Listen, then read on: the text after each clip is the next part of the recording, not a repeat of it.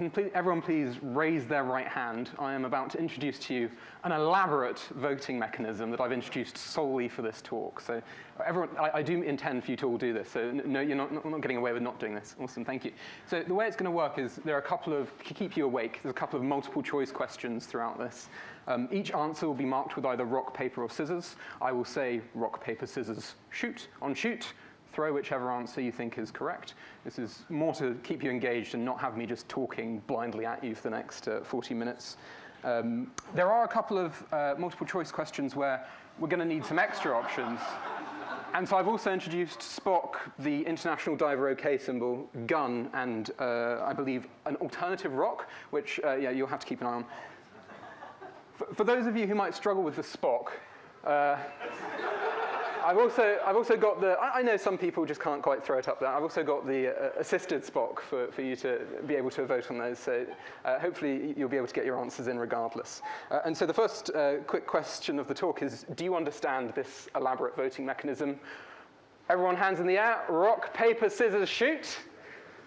And in this moment, I've beaten more of you at simultaneous rock, paper, scissors than I could possibly hope to for the rest of my life. So awesome. Hi, everyone. I'm Gabriel. I was a software engineer at Microsoft. This is billed incorrectly if you've read the billing and wondering what's going on. I've actually moved in the middle of the year to a small startup, and I completely forgot to ask them whether or not I could do this talk, so I'm not going to mention them. So there is no attribution to my employer in this, unfortunately. But if you are interested in using Rust to solve some really cool problems, come grab me after this talk. First, I'd like to talk a little bit about how I got hooked on the performance world, specifically optimizing CPU-bound performance. And it all started with a conversation I had with a colleague around about, well, some years ago now, where I wasn't really enjoying my job too much. I was quite bored. And so I go to him, and I know he switched teams recently, and I told him, you know, how's the new team? I was trying to get some insight into how he was doing. And he said, yeah, it's pretty good, thanks, but their code base is a bit weird. I said, weird? It's not a description you tend to hear for code bases. And he said to me, yeah, they don't let me use division. And I said, don't let you use division? What sort of backwards team is this that doesn't let you use division? And so he turned to me, and he gave me an interesting reason. And this is going to be our first little quiz. You have to guess the reason he gave me. It might not necessarily be the correct answer, but what reason did he give me for them not letting him use integer division? Was it that division was too slow? Was it that they didn't want the overhead of validating that they weren't going to divide by 0, or they didn't want to introduce undefined behavior? Hands in the air. Rock, paper, scissors, shoot. OK, it's an interesting mix. For those people who said scissors, you're 100% correct. You just said to me, no, they say integer division is too slow. It takes roughly 20 cycles, whereas sort of simpler instructions, your add, subtract, and multiply, take far fewer. And this threw me for a bit of a loop. Like, I knew instructions cost different amounts depending on the instruction. I'd seen that before, but I'd never encountered a team where every single cycle counted, where they really were digging in deep to try and make sure that they were making these savings on this sort of microscopic level.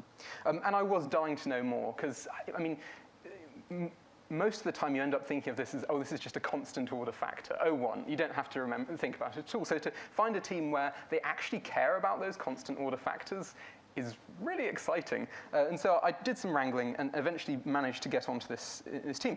And it was really tough. I didn't feel like I knew enough at the time and really struggled to find introductory resources that I liked. So I've tried to make this into the talk that I wish I'd stumbled across when I initially started doing this. This is a very broad topic, so I'm going to probably not do justice to any of the bits that I really want to, but I'm going to try and cover as much ground as I can, and at the end point you to a bunch of resources that really helped me. So if you end up in working in one of these intensely performance-constrained domains, you can hopefully also get a good start. Cool. So firstly, what are we trying to do? So I've produced this sort of loop, which is also coincidentally the sort of titles for different sections of this talk, roughly how we're going to approach this. So you're going to start by writing some benchmarks so you can inform yourself about what the system's performance actually is. You're going to then use some profiling to find bottlenecks and inform yourself about the runtime characteristics of your system. You're going to then recompile, and then you're going to tune it depending on what you found out and depending on some knowledge you have of the platform you run on, and you're going to recompile, and it's all going to go again. And so I'm going to go through each element of this outer loop, starting with benchmarking. So the goal of benchmarking is to create tests to monitor metrics of interest in your system. So this doesn't have to be execution time. This can be latency. This can be throughput. This can be CPU usage. There are a bunch of different options. There are some sort of characteristics. I'm being raptured. There's some sort of characteristics of the system that you're interested in, and you're going to collect data on them. Benchmarking is very important, and it's very easy to screw up. So broadly, there are two categories I'd split benchmarks into, micro benchmarks and these sort of more full system tests. Micro benchmarks are very good for optimizing small, isolated chunks of code, but they fall down in that they don't fully represent the system that you're actually running on. And they can, as a result, be very unrealistic. By contrast, system tests are a bit trickier to set up and are potentially resource constrained, because ideally you have the same host that you're running this on every single time, because otherwise that can introduce its own type of variance. So the broad takeaway is you need to have a varied collection. And there is very good support for micro benchmarking in Rust. This is just shamelessly stolen from the Criterion docs, but Cargo Bench exists, Cargo Criterion exists as an external crate to help you write these sort of benchmarks, and they provide really useful data. I just wanted to highlight Blackbox is doing a lot of heavy lifting here. And one of the easiest ways you can cock up writing a micro benchmark is not using Blackbox. If you look at the docs for Blackbox, they have this sort of wonderful example where they sort of have some sort of like vague kind of nonsensical benchmark, and then using it with and without Blackbox. And if you compile this, what you end up finding, which is kind of amazing, is when you don't use Blackbox, the compiler is smart enough to literally get rid of most everything. You really need to use it to make sure you are benchmarking what you are doing. So make sure, if you ever write micro benchmarks, that you don't forget it. Incidentally, part of the reason I showed this was because I wanted to introduce an obligatory compiler explorer slide. I don't think it's a performance talk if at some point you don't mention Matt Godbolt's compiler explorer. The snippet you just saw was from there. It basically lets you paste in a bunch of code in a variety of languages, in this case Rust, and then see what the assembly output is.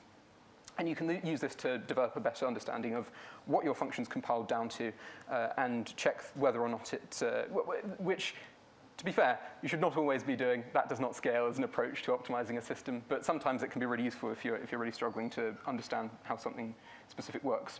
I very quickly also want to show you this very crap graph that is intended to illustrate a point. You also need to be monitoring these benchmarks.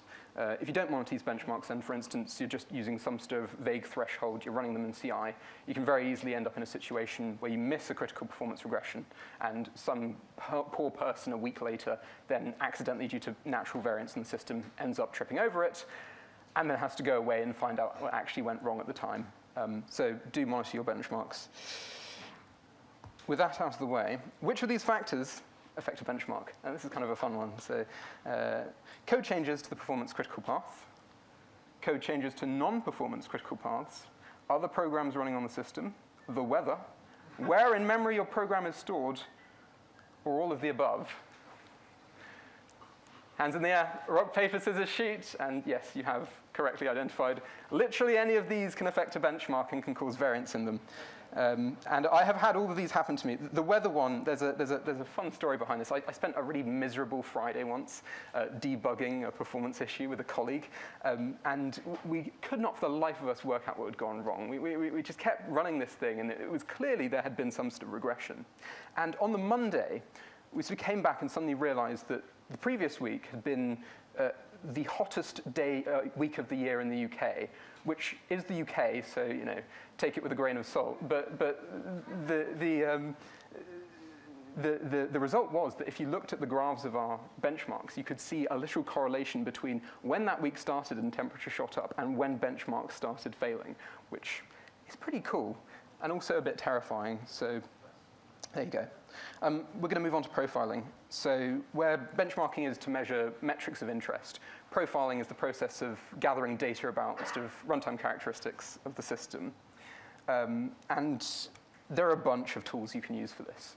I'm mainly going to talk about, I'm going to mention that flame graph is a great getting started option to sort of really dig in and work out at a high level, hey, where is time actually being spent in my system? If you haven't used it before on something that you work with, run it. It's very interesting to see where that time gets spent.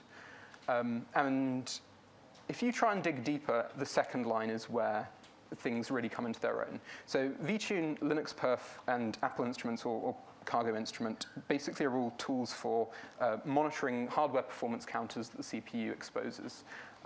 These are sort of special registers that are built into CPUs that store counts of hardware activities, which might sound a bit strange. So what that actually looks like is if you run a sort of perf list, you'll get and this is very much shortened. There are a lot I've missed out off the end here. You'll get this nice long list of all the possible hardware events you can collect. And there are a lot of them. Then you will pick one or two or a couple of interest, and you'll either attach or run your process under perf whilst collecting this data, and then it will spit out this lovely perf.data file. I should point out it's a statistical tool. So I believe, if I recall correctly, the way it works is you will have this counter going up of when this hardware event has occurred. Once it reaches a certain threshold, it will proc and then attribute all of those events to whatever assembly instruction it just had that causes that. So if you want to make sure you're monitoring, you're getting the correct data out, you need to run this for a reasonable length of time. Probably not however long I ended up running it in this snippet I've got. Now, once you've got that, you can then sort of use perf to, it has this lovely little TUI that you can use to start poking around in what's actually going on. And it has this nice breakdown of sort of, these are the particular function calls that you might be, I think in this case it was L1 decache load misses. So these are the particular function calls that might be particularly bad at this particular type of event. And that breaks down further so you can find the exact assembly instruction that is causing it. Now, if you're looking at all those counters and you're like, what on earth are all of those? That seems quite overwhelming. I completely agree. I mean, there's many of on the long list of them, there are many of them that I still do not understand what they're for. And realistically, when you're profiling, you collect a bunch of counters from two different binaries, and then you end up comparing them. So don't feel like you need to know exactly what a given counter does before you start collecting it. More likely, you'll sort of profile a bunch of stuff. You'll discover this significant difference between these two binaries in a particular counter. And then you'll try to do subsequent research to understand the cause. That said, there are two counters that I always look at in the sort of optimizations that I've been working with. And they're probably fairly familiar to an audience like this, but branch mispredictions and cache misses. A very quick explanation. Branch mispredictions are, and this was something that was mentioned in the dtrace talk yesterday in the Q&A. When a modern CPU reaches a branch, it has to sort of, if it reaches a sort of jump instruction in your code, it will attempt to predict which way that jump is going to go, and then speculatively execute from that point onwards. But if at a later stage it discovers, hey, I was wrong about this prediction that I made, then it has to drop all that speculative work it's done, flush the CPU of any instructions that it might have fetched for that, and then restart fetching from whatever instructions it subsequently needs to run. And that introduces a natural blip in performance. And so if you have a particularly sort of difficult to guess branch, which is maybe a 50-50, as this kind of crappy example shows, then you will end up with potentially more of these branch misses. Cache misses in brief. Hardware caches small amounts of fast memory that are near to CPU main memory. So modern CPUs have some number of layers of cache. The amount will vary depending on whatever you're running on and the exact arrangement and which cores get which cache and how it's divided up and all this sort of stuff. But the model I want you to have on your head comes in two parts. The first is that if you need a specific thing from memory, it gets pulled down and it populates each layer of cache that comes down. So you go from main memory, you go into L3, L2, L1, and then the CPU will be able to use it. There's also a slightly more complicated part to this, which is there is something called a hardware prefetcher that is looking ahead and attempting to guess which parts of memory it's going to need coming up.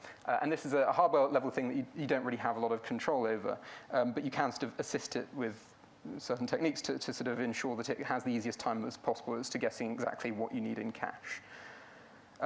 This is a rabbit hole that goes quite deep. You can go into sort of what are different cache line sizes, what cache eviction is, what cache associativity is, what different cache coherency protocols you have. For now, I would say just stick with that mental model. You can always dig deeper later on. I'm not going to talk too much about compiling. I think most of you will be fairly familiar with the sort of flags that you can add to optimize during compilation. I think they're mostly fairly obvious. Obviously, the link time optimization in CodeGen units 1 can dramatically increase compile times, so be warned. And the amount of benefit you get from them also heavily depends on your exact application. And I originally had some quizzes where I wanted to sort of have you guess as to exactly how much performance benefit a bunch of these provide. But instead, I kind of want to go through a case study of a very weird performance issue I had to debug last year that I think is somewhat related. So the setup for this is there is a quiz coming up, so I expect you to all pay close attention to this. There is a multi-threaded program. You're reading packets off the wire, and it needs to run really fast. I make some changes. All our benchmarks are doing well. Then I merge in main. There could be a talk unto itself entitled Then I Merge in it main and discussing all the possible fallout and disasters that have happened after that point. But all of a sudden, all my benchmarks start failing. The benchmarks are still fine on main. And here are the key points. My code changes were not on the fast path. My code changes are not run on the same physical core as our fast path code. And the benchmark fails regardless of whether my code runs.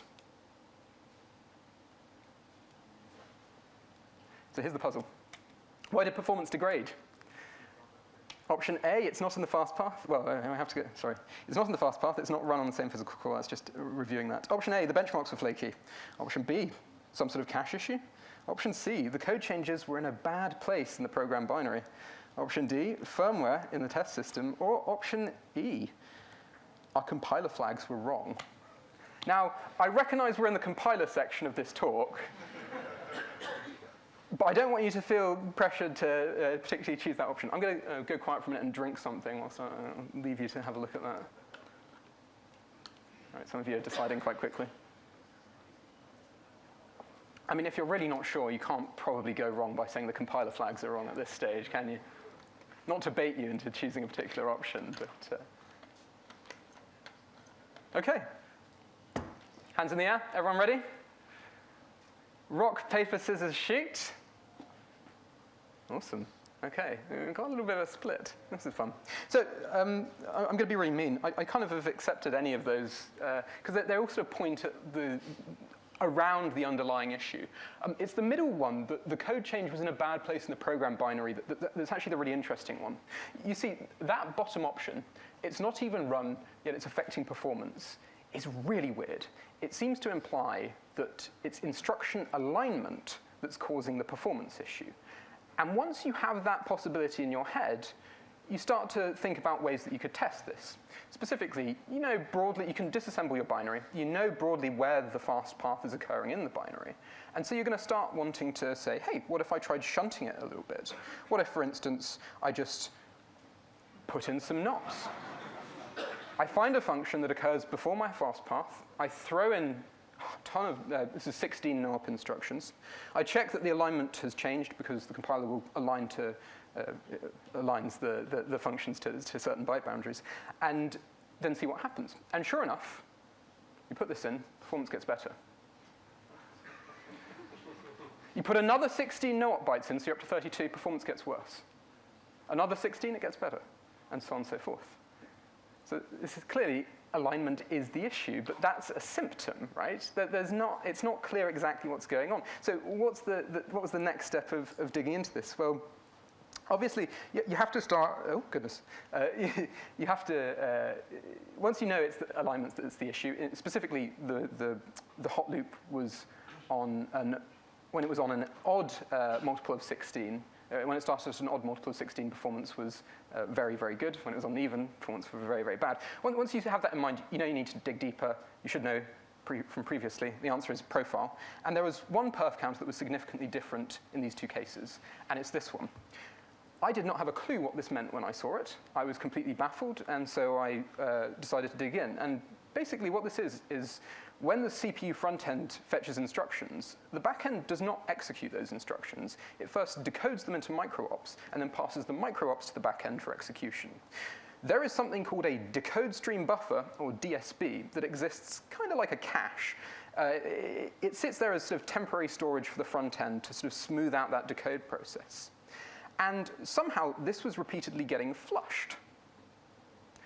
So once you work that out, you then start asking, well, why the hell is this getting flushed? And a little bit of Googling later, you might stumble upon this.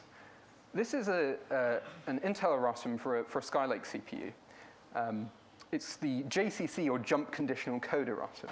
And basically, what it was around the time that all of the sort of Spectre meltdown stuff was happening, this was a bug fix that went out for CPUs that were certain types of CPUs, that would essentially cause jump instructions that were in somewhat unfortunate places, I won't read through the whole thing, to cause the entire DSB buffer to flush.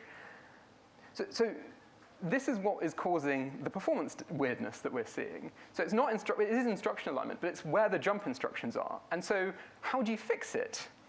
And naturally the answer is, there is a compiler flag that already exists that fixes it. But you would not, even if you specify that you're running on a Skylake CPU, this is not necessarily enabled. So it's worth bearing in mind, as this saved us, I think, 15% across a bunch of different benchmarks that we did. So yeah. That's one of my weird case studies. I hope that sort of maybe sets the fires going, because this is the sort of thing that really excites me when I stumble upon something like that. So we're now going to go on to tuning. I should also say one more thing, actually, if I go back this slide. There's one other great thing that you could do for compile time optimizations. Or one other option you have, which is profile-guided optimization. Shout out to Alex in the back, who has a talk later that will be far better than mine, going through profile-guided optimization in a lot of detail. Please go along to it. Tuning. So you have your benchmarks. Compilation is optimized, and probably a lot slower at this point. You can see where the hotspots are in your program. Your performance counters are telling you why, on a hardware level, it's slow. What do you actually change to fix it? And there are a bunch of different options at your disposal. I'm not going to cover all of them, but I'm going to cover a couple of them. And I'm probably being a bit controversial in my choice of them here, so let's go through these. The first is manual inlining. And some people, I think there's definitely a group online that really hates the idea of using manual inlining. So inlining works by sort of inserting your code directly at the call site, thus taking away the overhead of entering and exiting that function. And the compiler automatically, when you're in these sort of higher levels of optimization, aggressively inlines your code. And it's pretty good at it.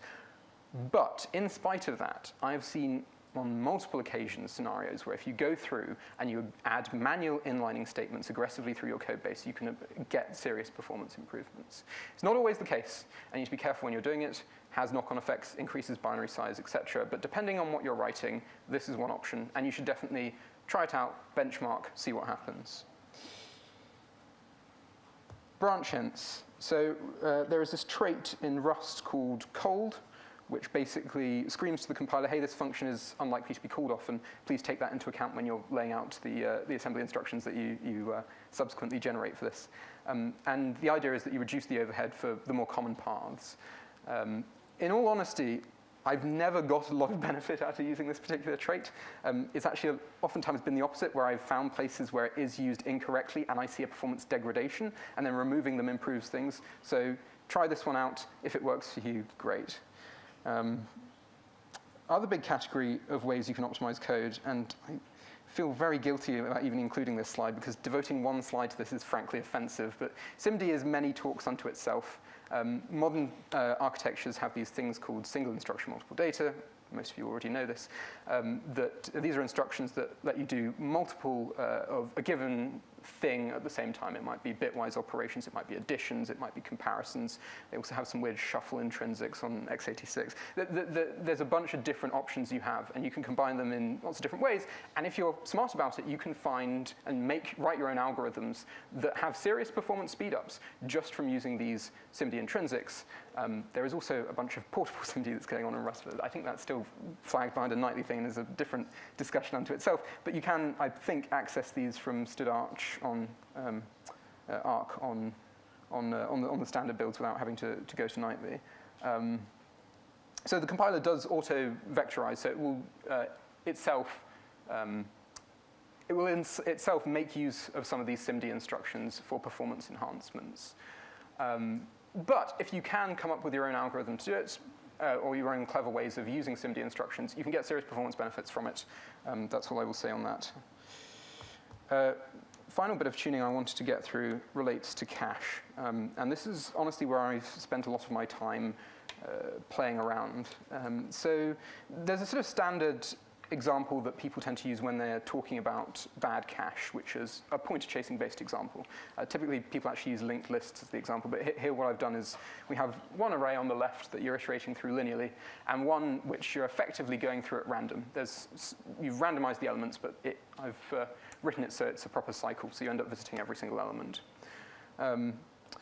Now, one of these is much easier for the hardware prefetcher to guess at what cache lines it needs next, which is the linear one, because obviously, you can imagine if you're going through something sequentially, there's going to be a piece of hardware that can easily guess what to grab next. The random one is far harder, and if you were to vary the array size and sort of run these over and over again with different array sizes, you can end up getting something that looks a little bit like this. So this is a graph of accesses per second using both different approaches. The top line, the one that's nice and relatively performant, is the linear approach. The bottom orange line is the one that occurs when you have these sort of chasing style events. It's not strictly pointer chasing, but it's close enough. And the access along the bottom, you'll notice, is both logarithmic and unlabeled. You see, this was running on a Raspberry Pi 4, and at some point, it exceeds the size of L1 cache, the array, and at some point, it exceeds the size of L2 cache. So, the quiz. Which one of these is the correct L2 cache line? Based solely on these, on the lice, what do you call them? The lines we've got from that data. Can you work out which one the L2 cache line is? Pause for a moment. I should say the ones on the left are all L1 cache lines. They pair up color-wise with the ones on the right. One of these is the correct one. One of these is the correct pairing. Can you work out which one it is? So we're increasing array size. Sorry, I should have maybe explained this a bit slower. We're increasing array size. We eventually fall out of L1 cache wherever L1 cache is. Then we eventually fall out of L2 cache wherever L2 cache is. And we continue trying to do these accesses. You mean the interval? Which interval corresponds? Sorry?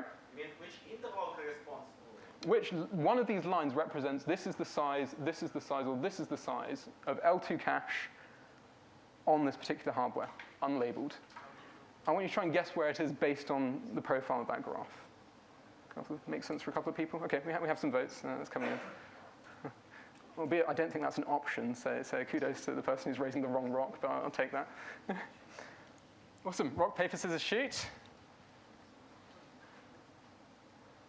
OK, bit of a mix, but some of you have got this. So yeah, it is the middle one. The moment you start plummeting, that's the L2 cache size. So this is where you're bigger than L2 cache, and all of a sudden you start having to go to main memory to fetch things. And this is the type of effect you see, and you can kind of see immediately from that why it's having an effect on performance. Do we have this? Oh yeah, we've got the scale coming up now. That's good. So what are your options in optimizing against cache? So there are two ways this could go. I could talk about sort of cache efficient structs. I'm not going to do that. I'm going to talk about a much, should we call it, slightly dirtier way of optimizing against cache effects, which is software prefetching. So definitely another controversial option. Software prefetching basically enables you to, as the hardware prefetcher is guessing which cache lines it needs to pull in, you can add these software prefetching hints to hint to the CPU, hey, actually pull this in as well. You're going to need this soon. So software prefetching will then do that. It will sort of pull the whatever cache line you need into the level of cache that you specify. But it's a hint, so it might not do it. Potentially evicting something else that you might have needed. Bear in mind, that's a problem you can run into. If you try and use these, so you'll remember in the previous example, we didn't really know where we were going next. So where do you prefetch from? Because there's a sort of chicken and egg problem here. You need to know which address you're going to next to know what address you need to prefetch. And there's not actually a solution to that. I'm actually just fully cheating. So I basically introduce another array that looks ahead slightly and says, hey, in 5 jumps time, we're going to need to go here. And let's try prefetching and see what we get out of that. So if you run this as a benchmark, so if you run this, you time it, you have a look at what happens, and then you compare it to iterating through both of these arrays without the prefetch, you'll see it dramatically smooths out this curve.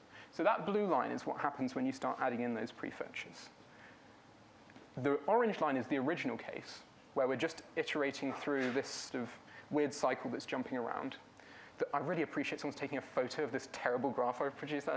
Flattering on a different layer. Yeah. Anyways, the orange line is the original one. The green one is when you add in the green one is when you add in no prefetches. You're still linear, but you also have this array that you're linearly iterating over. So the look-ahead array, you're also accessing, so we have to take that into account. So that's why it's slightly better than before. But the blue one is with the prefetches, and you can see there is a clear improvement. But prefetching is a double-edged sword, and that can't be understated. You're obviously pulling stuff into cache. You're saying, I think I know better than the hardware what we're going to fetch into this layer of cache. And you will screw yourself over with this. Micro benchmarks will also become basically useless if you start doing aggressive prefetching, because you'll run into a scenario where the runtime state of the system is dramatically different from the state when you're micro benchmarking. So it's specifically the cache, like there will be no consistency between what it's actually like when it's running in a full system and what it's actually like when it's running in one of these benchmarks.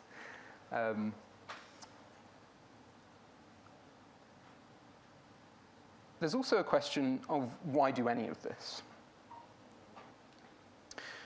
So this is a very intensive process. This takes a lot of man hours to get through. And in many scenarios, you can just find slightly faster hardware. There is an active economic trade-off to say, do we actually want to be doing any of these sorts of optimizations?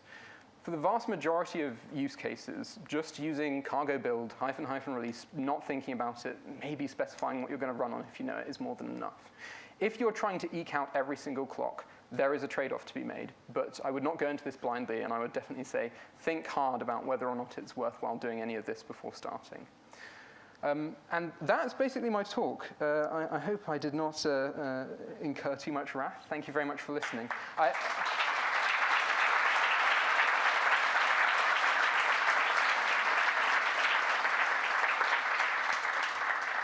I would also like to say, if you are looking for good resources, Algorithmica, the bold one I've put on this section, is one of the best ones that really helped me when I was getting started with this.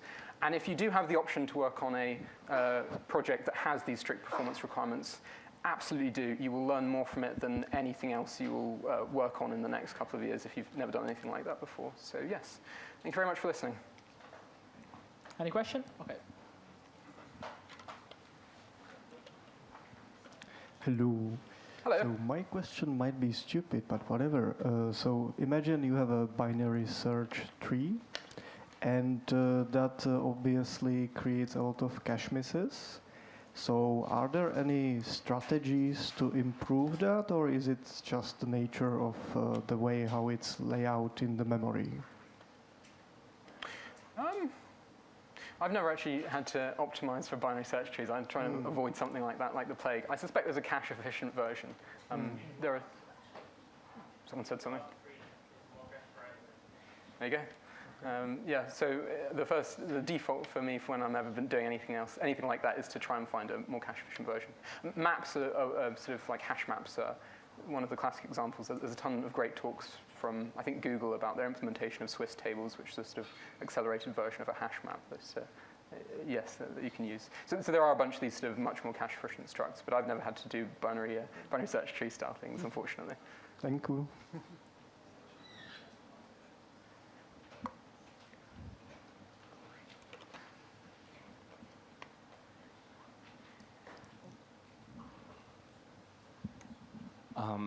How do you deal with instruction alignment in practice? Because I think doesn't what's in your environment variables also affect what instructions are in memory and stuff like this? Because it gets put at the start, and if you have like a long home path or something, it could, de-align your instructions. Like, how do you make sure that I don't know if you actually do this in production code, but the knob instructions that you put in, how do you make sure that these are effective? So I might be misremembering here, but I thought environment variables came at the end. I could be misremembering of when they get loaded and exactly where they get loaded into memory. So I think they were at the opposite end specifically to avoid this problem. But I have heard of people saying things like slight changes to the system itself will do those sorts of things. And honestly, someone before mentioned the exact same thing of, I think it's the environment variables. I've never dug into that. But I think that raises the point of, yeah, you need to be very consistent in the platform that you're running on to do this. You need to make sure your runtime environment is as consistent as it can be. But I think, and I could be mistaken, so please don't take this with a pinch of salt, I think they occur after, in the layout of your binary, I think they occur at the end, not at the beginning. But this was actually one of the things I considered when I was digging into this alignment-based problem in the first place, because it felt like, oh, this could be a natural place where we could have screwed things over. Yeah. Okay. Any other question?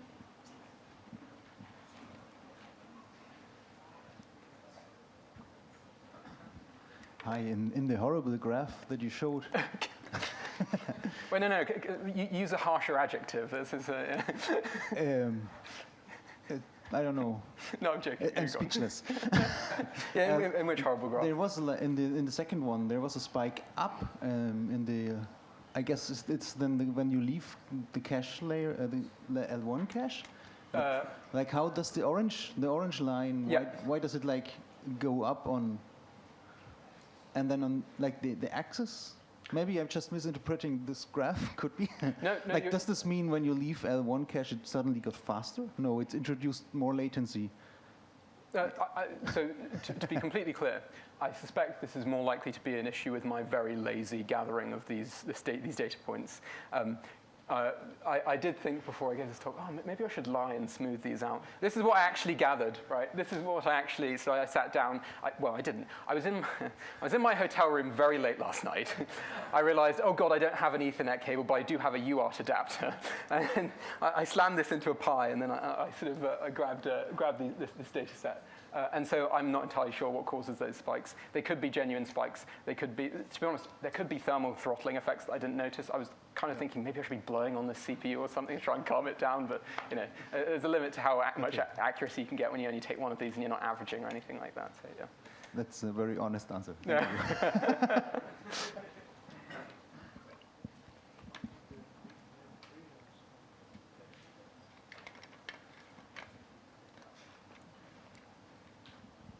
Thanks a lot for the talk. Special thanks for mentioning Agner Fox vlog. It's a piece of science, actually. My question is, how frequently do you use or abuse CPU-specific branch prediction architecture, like branch prediction depth and something like that? I don't, is the answer. To be honest, branch prediction branch prediction is one of those things where in all of the production code that I've written, has been less of an issue compared to the cache effects we're seeing. And that's more of a product of the types of things I was working on in the networking space. I think that, yeah, I would defer to the great wisdom of Alex in the back, who will be giving an excellent talk on PGO later as to whether or not those sorts of branch prediction things are beneficial. So I'm afraid I can't give you any good information on that. Okay, thanks. Any other question? I just wanted to ask you something about the performance degradation introduced by the bad alignment code. I just want to ask you if you had the chance to measure it, and I want you to assure us that it's not a big loss when the code is not aligned, well alignment. Something like that, yeah. Yes, so after you introduce the compiler flag, there are two critical things that happen that I think are really important. And the first one can't be overstated, which is alignment no longer affects the runtime performance. Now, that might sound like nothing, but if you're working in a team that's very much focused on that, and you're constantly trying to optimize, and you're trying to think, hey, how do I change this? How do I tune this slightly to make this run faster?